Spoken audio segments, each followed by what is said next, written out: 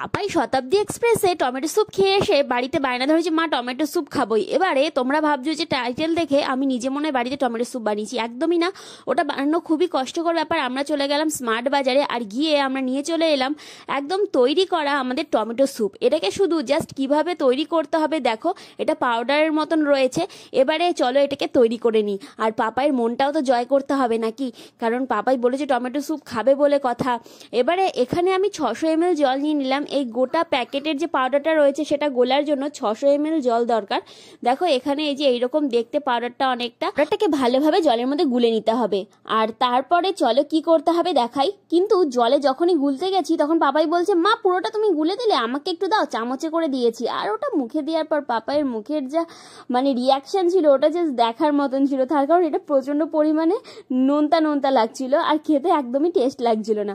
এবার এটা ভালোভাবে গুলে নেওয়ার পরে দেখছি দানা দানা রয়ে গেছে। আমি তো ভয় পেয়ে গেলাম যে এটা জাল দেওয়ার পরে কি এভাবে দানা দানাই থেকে যাবে, কিন্তু দেখছি না, এটা জাল দেওয়ার পরে কিন্তু এই যে দানা দানা ব্যাপারগুলো সেগুলো কিন্তু একদম কোথায় যেন গায়েব হয়ে গেল খানিকটুকু সময়ের মধ্যে। আর এটা দেখো কি সুন্দর হয়ে গেল। এবারে স্যুপটা বলক আসা পর্যন্ত ওয়েট করতে হবে। আর কালারটা দেখবে আস্তে আস্তে কেমন চেঞ্জ হয়ে গেছে। জলটা যতই গরম হবে ততই আলাদা হয়ে যাবে দেখতে। আর যারা একটু কুড়ে চাও না যে থালা বাসন লাগাতে, তো তাদের জন্য একদম ফুটন্ত গরম জলের মধ্যে তোমরা একটা বাটি বা কাপে নিয়ে ওটার মধ্যে তোমরা এই স্যুপটাকে দিয়ে পাউডারটা দিয়ে একটু গুলে নিলেই কিন্তু এটা স্যুপের আকার হয়ে যাবে। আর তার মধ্যে তোমরা একটু গোলমরিচ আর একটু বিট নুন ছিটিয়ে কিন্তু খেয়ে নিতে পারো।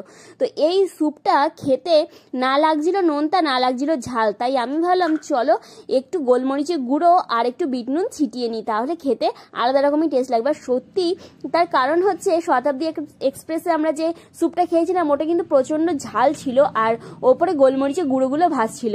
আর আমি সেই অনুযায়ী একটু গোলমরিচের গুঁড়ো আর একটু বিট নুন ছিটিয়ে দিলাম আর এটাকে ভালোভাবে ঘেটে নিচ্ছি।